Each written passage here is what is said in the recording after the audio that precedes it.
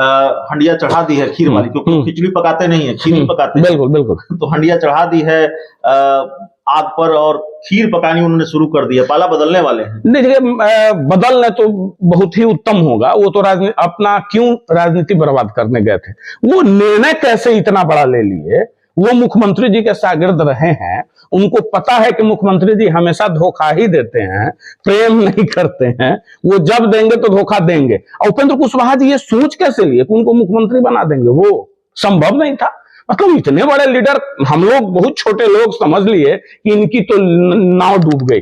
अब उनको अपने निर्णय पे बहुत पछतावा होगा। लेकिन शुक्र कहिए ईश्वर का और उनकी भी बुद्धिमानी की, उनकी पार्टी अभी भी जीवित है इलेक्शन कमीशन के साइट पे।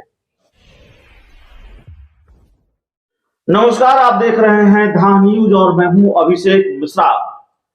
बिहार की सियासत में खरमास के बाद खेला होगा। खेल को लेकर कई तरह की खबर यह भी कि कैबिनेट विस्तार और उसमें मुकेश सहनी को मंत्री बनाया जा रहा है। खबर यह भी कि नीतीश कुमार जनता दल परिवार को एक करने की कोशिश में जुटेंगे। और खबर यह भी कि भारतीय जनता पार्टी नीतीश कुमार के साथ जेडीयू के साथ भी खेल कर सकती है। तो खेल की बात कर रहे हैं तो खेल खेलने वाले खिलाड़ी से भी बात करेंगे। कुढ़नी का उपचुनाव था और हमारे साथ बैठे हुए हैं आरसीपी खेमे के नेता, आरसीपी सिंह के करीबी नेता अमित सिंह। कुढ़नी के परिणाम से पहले कहा था खेल तो आरसीपी सिंह ने भी कर दिया है, उनके चाहने वालों ने भी कर दिया है। नीतीश कुमार चुनाव हार गए, जेडीयू चुनाव हार गई। तो अब तो यह सवाल लाजिमी होता है कि क्या खेल किया था आरसीपी सिंह ने। और उसके बाद दूसरे राजनीतिक सवाल, जिन खेलों के आसार नजर आ रहे हैं उन खेलों से जुड़ा हुआ सवाल। लेकिन सवाल सबसे पहले अमित सिंह जी यही कि क्या खेल किया था? जीते जीते हार गए नीतीश कुमार। 2020 का मैच चल रहा था परिणाम के। देखिए, कुढ़नी में बहुत स्पष्ट हुआ था जब हम लोग घूमे। एंटी इनकम्बेंसी तो थी ही और इनके उम्मीदवार का भी किया कराया बहुत कुछ था। और राजपूत समाज में विशेषकर जितने भी गांव वहां थे, हम लोगों ने एक टीम बनाई और उस टीम को वहां डिप्लॉयड किया। और वो बिल्कुल युवा का टीम था और बखूबी उसका मॉनिटरिंग यहां से होता रहा। लेकिन ऑफ द रिकॉर्ड हम लोग भी गए, एक दो दिन गए, सब लोगों से मुलाकात भी हुई थी।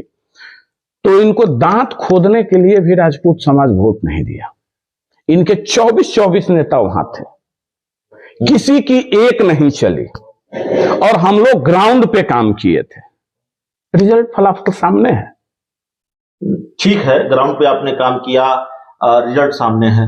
लेकिन अब कुढ़नी के चुनाव के बाद कई तरह के खेल के आसार नजर आ रहे हैं। एक तो खेल, सबसे पहले आपसे यही समझना चाहेंगे, ये जेडीयू का विलय होगा, जेडीयू का विलय होगा, बड़ा शोर है। हम मुख्यमंत्री नीतीश कुमार ने तो विधानमंडल दल की बैठक में कह दिया विलय नहीं होगा, बीजेपी दुष्प्रचार कर रही है, इसको खत्म कीजिए।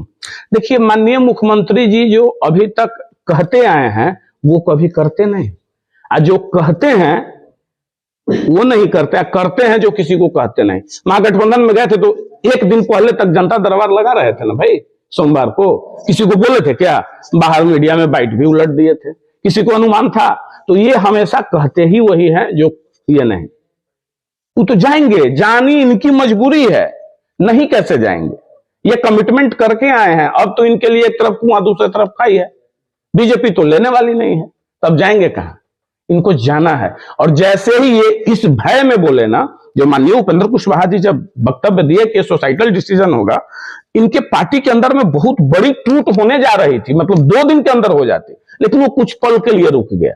कब तक रोक लेंगे यार? कुमार भाग गए कि टूट होने जा रही है, उन्होंने विधानमंडल की बैठक में कह दिया, बोल दिए, बात खत्म है। जिस दिन होगा उस दिन की बात की जाएगी। तब तक ही 1 to 1 लोगों से मिलेंगे, समझाएंगे, पुचकारेंगे, मनाएंगे, जो जैसे माने। तो यही करने जा रहे हैं। आपने उपेंद्र कुशवाहा का जिक्र किया, उनके बारे में भी बहुत सारी खबरें हैं। खबर यह है कि अब उन्होंने हंडिया चढ़ा दी है खीर वाली, क्योंकि खिचड़ी पकाते नहीं है, खीर ही पकाते हैं। बिल्कुल बिल्कुल। तो हंडिया चढ़ा दी है आग पर और खीर पकानी उन्होंने शुरू कर दी है। पाला बदलने वाले हैं। देखिए, बदलने तो बहुत ही उत्तम होगा। वो तो अपना क्यों राजनीति बर्बाद करने गए थे? वो निर्णय कैसे इतना बड़ा ले लिए? वो मुख्यमंत्री जी के शागिर्द रहे हैं, उनको पता है कि मुख्यमंत्री जी हमेशा धोखा ही देते हैं, प्रेम नहीं करते हैं। वो जब देंगे तो धोखा देंगे। और उपेंद्र कुशवाहा जी ये सोच कैसे लिए कि उनको मुख्यमंत्री बना देंगे? वो संभव नहीं था। मतलब इतने बड़े लीडर हम लोग बहुत छोटे लोग समझ लिए कि इनकी तो नाव डूब गई। अब उनको अपने निर्णय पे बहुत पछतावा होगा, लेकिन शुक्र कहिए ईश्वर का और उनकी भी बुद्धिमानी की उनकी पार्टी अभी भी जीवित है, इलेक्शन कमीशन के साइड पे मरी नहीं है। चलिए देर आएंगे दुरुस्त आएंगे बाहर नहीं। और एक खबर है कि उपेंद्र कुशवाहा ने अपने, जो खबरें चल रही हैं चर्चा में, कि उपेंद्र कुशवाहा ने अपने उन सभी प्रत्याशियों को बुलाया है जो उनकी पार्टी के टिकट पर, आरएलएसपी के टिकट पर चुनाव लड़े थे 2020 का जी। लगता है इस बार कुछ बड़ा पका रहे हैं। नहीं देखिए, बड़ा पका नहीं रहे हैं, क्योंकि वो माननीय उपेंद्र कुशवाहा जी जो निर्णय लिए ना, वो निर्णय बिल्कुल ध्वस्त कर दिए। अपने ही मकान खड़े किए गए किले को वो ध्वस्त कर दिए। तो ध्वस्त करने के बाद फिर से उसको पुनर्जीवित करना है तो आपको अपने सारे साथियों को तो बटोरना होगा। वो अपने आप को पहले खड़ा करेंगे। उनको बहुत मतलब कई तरह का कमेंट आ रहा है भाई, मार्केट में लोग कई तरह का परसेप्शन। एक आखिरी सवाल है, नीतीश कुमार ने कह तो दिया है कि 2025 में तेजस्वी यादव महागठबंधन के नेतृत्व करेंगे, महागठबंधन के नेतृत्व करता होंगे और उन्हीं के नेतृत्व में महागठबंधन 2025 का बिहार विधानसभा चुनाव लड़ेगा।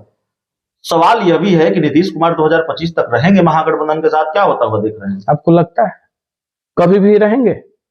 कभी नहीं रहेंगे। आप लिख लीजिए, 2025 में जब डेडलाइन दे दिए ना तेजस्वी जी को, तो वो आराम से तेजस्वी जी कभी एक्सेप्ट किए हैं इस बात को? वो समझ रहे हैं, वो जान रहे हैं, सिर्फ मौन धारण क्यों किए हुए हैं, बको ध्यानम लगाए हुए हैं कुर्सी पे। भाई पावर में रहो, नहीं तो छोड़ के जाएंगे ही जाएंगे, ये तो तय बात है। ये थोड़े ना रहेंगे वहां, संभव नहीं है।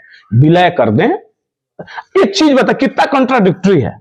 25 में चेहरा ये होंगे, दूसरे तरफ कहते हैं जदयू को राष्ट्रीय कार्यकारिणी में कि राष्ट्रीय पार्टी बनाइएगा ना जी, और तीसरे तरफ मर्जर की बात। मतलब कुछ समझ में आता है?